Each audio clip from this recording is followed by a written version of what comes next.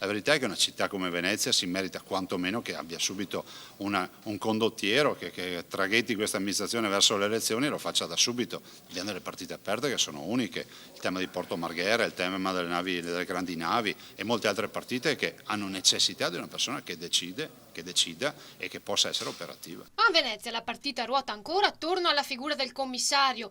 Tutti scommettono sul suo spessore politico-istituzionale, la vicinanza rispetto ai problemi della città e la capacità di portare avanti le partite aperte che la riguardano.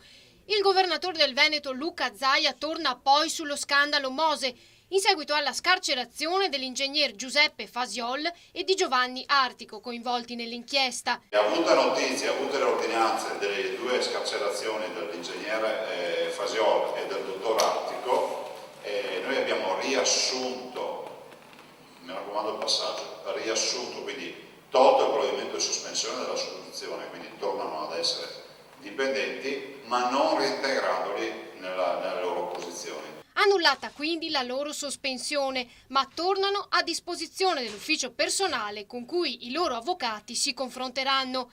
E sulla nomina di un nuovo assessore alle infrastrutture che ricopre il ruolo di Renato Chisso, Zaia è altrettanto lapidario.